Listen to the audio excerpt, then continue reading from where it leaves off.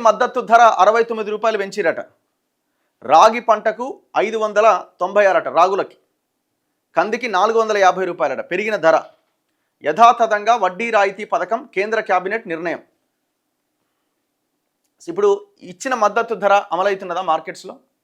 First దానికి answer పెరిగింది, okay బాగానే ఉంది, బాగానే ఉన్నది. అసలు ఇచ్చిన మద్దతు ధర అమలవుతున్నదా? ఇప్పటిదాకా ఉన్నది. రైతులు పంట నష్టపోతే ఏదైనా రైతులకి నష్టపరిహారం అందుతున్నదా? లేదు, జీరో. రైతులకు కనీసం ఆ మార్కెట్లో వచ్చిన ధాన్యాన్ని కప్పుకోవడానికి కవర్లు ఏమన్నా ఇస్తున్నామా? జీరో. వేరే ఏ ఫెసిలిటీస్ని మనం రైతులకి ఇవ్వట్లే. మీరు రైతులకు మద్దతు ధర అంటున్నాం. ఇవన్నీ చేయలేకపోవడం వల్ల రైతు ముందుగానే ఆ గ్రామంలో ఉన్న సావుకారికో లేకపోతే వ్యాపారవేత్తకో ఎవరికో ఒకరికి రైస్ మిల్లర్లకు అమ్మేసుకుంటున్నాడు ముందుగానే. అన్నింటికంటే ముఖ్యంగా ఈ తెలంగాణ రాష్ట్రంలో, దేశం వదిలిపెట్టండి, తెలంగాణలో 25% వ్యవసాయం కాంట్రాక్ట్ వ్యవసాయం నడుస్తున్నది. ఇది ఎంత ప్రమాదకరం. ఇప్పుడు ఆ కాంట్రాక్ట్ వ్యవసాయం చేస్తున్న రైతుకి మద్దతు ధరకు సంబంధమే లేదు. కంపెనీలతో మధ్యలో ఉన్న ఆర్గనైజర్తో రైతు చేసుకునే ఒప్పందం అది.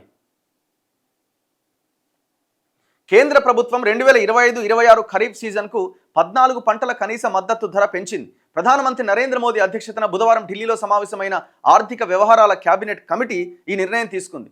వరి సాధారణ రకం ధరను క్వింటాల్కు 2369గా, ఏ గ్రేడ్ ధరను 2389గా నిర్ణయించింది.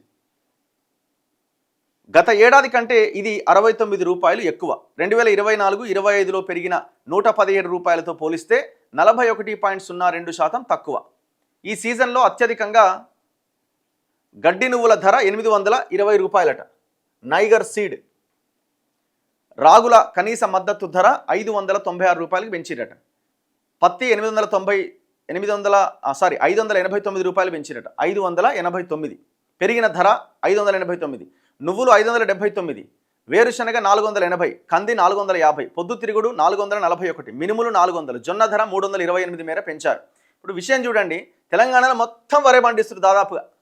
ఈ రాగులు ఎక్కడివి, జొన్నలు ఎక్కడివి, పొద్దుతిరుగు ఎక్కడిది, వేరుశనగ ఎక్కడిది, ఈ ప్రత్యామ్నాయ పంటల జోలికి అసలు పోతలేదు రైతులు. ఎందుకంటే ఎందుకు ఇది నష్టం వస్తుందేమో, మమ్మల్ని ఆదుకునేటోడేవాడు. అసలు యాక్చువల్గా ఈ ప్రత్యామ్నాయ పంటల వైపుగా రైతులని ముందుకు తీసుకెళ్ళాలి, కానీ ఆ ప్రయత్నం చేయట్లేదు. వరి 69 రూపాయలు, పెసర్లు 86 రూపాయలు, సజ్జలు 150 రూపాయలు, మొక్కజొన్న 177 రూపాయలు. సో ఈ మక్కల ఖరీదు ఇది కూడా పెరిగింది, 175 రూపాయలు. వరి, రాగి, జొన్న, పెసలు, వేరుశనగ, సోయాబీన్, నువ్వులు, నైగర్ సీడ్, పత్తి పంట సాగుకయ్యే ఖర్చుపైన 50% అదనపు రాబడి వచ్చేలా ఈ ధరలు నిర్ణయించినట్టు ప్రభుత్వం తెలిపింది. అత్యధికంగా సజ్జలపైన 63%, మొక్కజొన్న, కందిపైన 59%, మినుములపైన 53% అదనపు ఆదాయం వస్తుందని పేర్కొంది. గత ఏడాదితో పోలిస్తే వరి, కంది, పెసలు, మినుము, పొద్దుతిరుగుడు, నువ్వులు, నైగర్ సీడ్ ధరల పెరుగుదల ఈసారి తక్కువగా ఉన్నది. జొన్న, రాగి, వేరుశనగ, సోయాబీన్, పత్తి పెరుగుదల అధికంగా ఉన్నది. వ్యవసాయ రుణాలు అప్పుల మీద వడ్డీ రాయితీ పథకానికట 15,642 కోట్లు కేటాయించినట. అప్పులు ఇచ్చి దాని మీద ఇంట్రెస్ట్ మీద రాయితీకి సంబంధించిన దాని విషయంలో ఇన్ని వేల కోట్లు కేటాయిస్తున్నారట. రైతులకు పంట సాగు కోసం 3 లక్షల వరకు, వ్యవసాయ అనుబంధ కార్యకలాపాల కోసం 2 లక్షల వరకు అందిస్తున్న అప్పులపైన 4.5% వడ్డీ రాయితీ అందిస్తోంది. ఇందులో 1.5% వడ్డీ రాయితీ సకాలంలో తిరిగి చెల్లించిన వారికి ప్రోత్సాహకంగా 3% మొత్తాన్ని అందిస్తోంది. దీనివల్ల రైతులకు నికరంగా 4% వడ్డీ పడుతుంది. అంటే 1 ఇయర్ లోపు కట్టిన వాళ్ళకి ప్రోత్సాహకం వస్తుంది. ఈ పథకాన్ని యథాతథంగా నిర్వహించాలని ప్రభుత్వం నిర్ణయించింది. సో రాష్ట్ర ప్రభుత్వం కొంత భరిస్తుంది. ఇట్లా ఇమీడియట్గా కడితే రైతులకి లాభం. బద్వేల్ అండ్ నెల్లూరు జాతీయ రహదారికి 3,653 కోట్లు కేటాయించారట. సో ఒకసారి మనం ఈ ఖరీఫ్ సీజన్లో మద్దతు ధరలు ఎంతెంత పెరిగిందన్నది మనకి ఇక్కడ కనబడుతున్నది.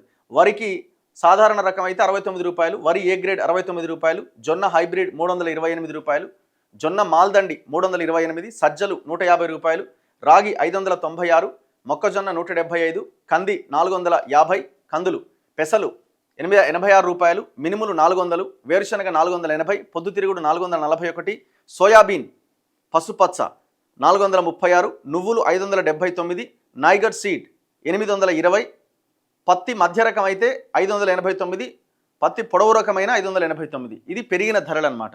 పాత ధరకి ఈ అమౌంట్ పెరిగింది.